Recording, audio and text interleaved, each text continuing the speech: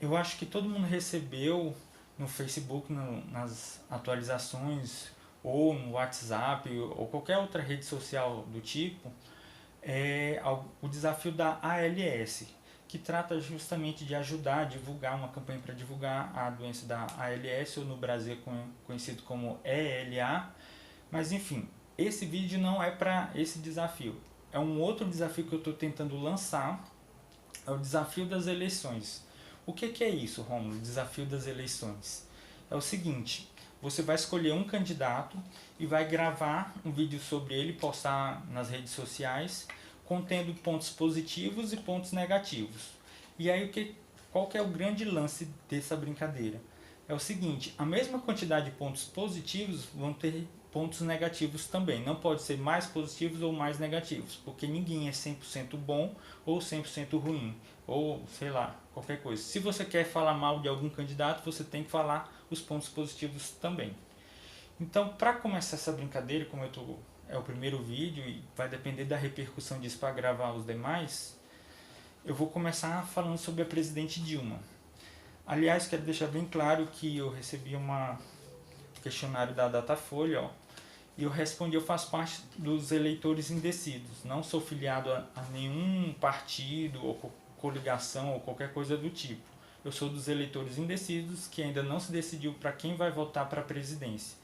E esse desafio é mais para isso, para você começar a raciocinar o porquê que eu devo votar em fulano, beltrano e ciclano, e por que eu não devo votar em beltrano, ciclano ou fulano.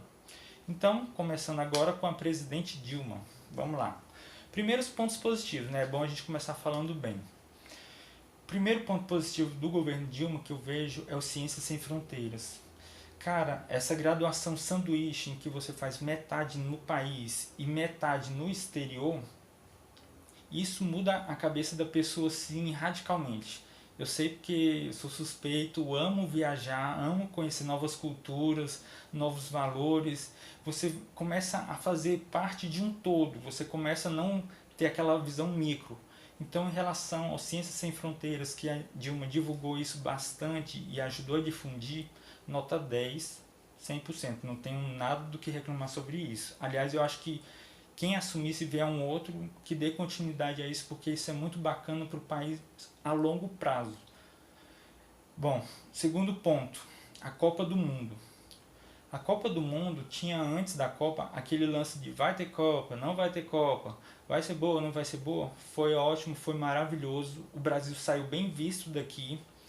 Ele se tornou assim um ponto de referência mesmo de hospitalidade, de atendimento. A segurança funcionou pelo menos próximo aos estádios e aeroportos. Então, assim, também foi fantástico. Realmente foi a Copa das Copas. Também parabéns para o governo Dilma.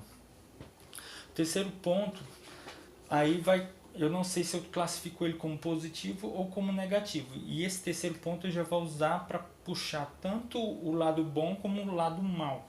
Ele vai se tornar uma moeda de dois pesos. Que se trata de uma entrevista que ela deu no Jornal Nacional com William Bonner. Ela disse o seguinte, que no governo dela não houve o engavetador-geral da República, se referindo ao Procurador-Geral da República. Ele é um cara imparcial e que ela permite as investigações a fundo. Só que se você lembrar um pouco, puxar da memória, no início desse ano mesmo, houve todas aquelas manifestações, o povo foi para a rua e entre as várias coisas que não eram apenas os 20 centavos, estava a votação da PEC 37.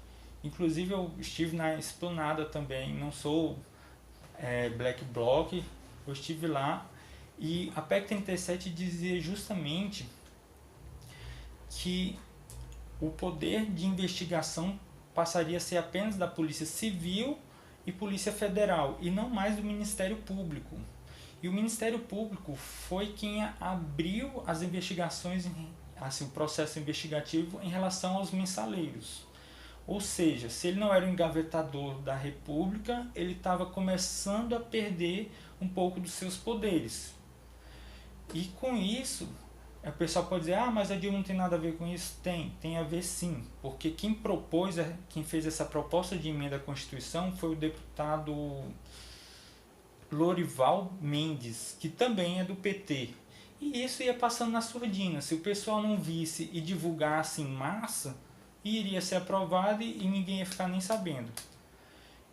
E aí, como esse já foi o trânsito do positivo e negativo, vamos para o segundo ponto negativo então, que foi a ausência de portos e ferrovias para aumentar a exportação no Brasil. A gente hoje está com uma oportunidade aberta Vou aproveitar que tem um mapa aqui. Uma oportunidade aberta na Rússia para exportar carne e grãos em geral. Por quê? Porque Estados Unidos e Rússia, para variar, estão brigados com a questão da Ucrânia. Ou seja, o Brasil poderia ser um ótimo exportador para a Rússia de carne, porque lá eles consomem isso bastante, é um clima bem frio.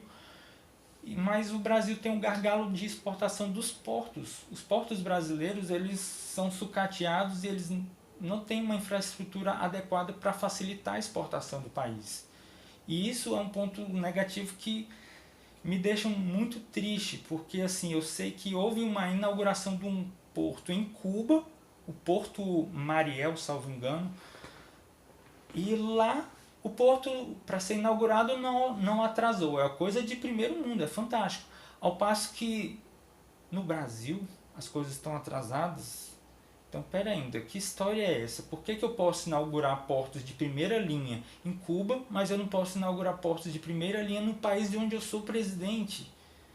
Quer dizer, isso deixou a desejar. Então, mais um para poder igualar, mais um ponto negativo é em relação ao custo de produção de bens no geral.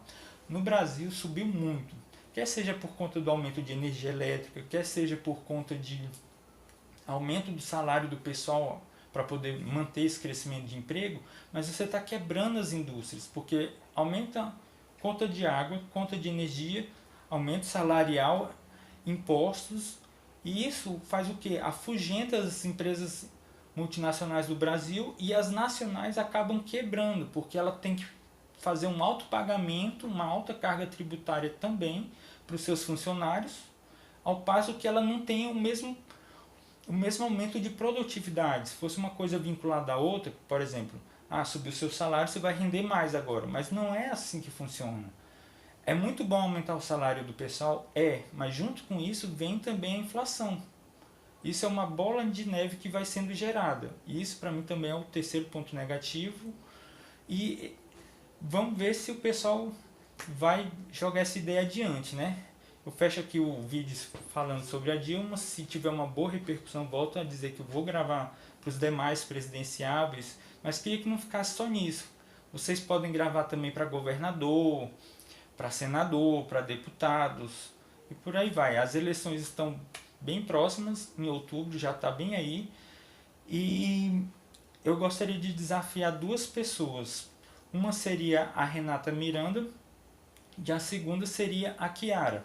Claro que, como é o primeiro vídeo e eu quero difundir, eu vou desafiar também todos os meus primos e desafio também todo o pessoal do IMP, do cursinho preparatório, que eu conheci eles e tal, é um pessoal bacana pra caramba. E é isso, gente. Eu vou ficando por aqui, senão vai ficar muito extenso. Um abraço e vamos ver no que isso vai dar.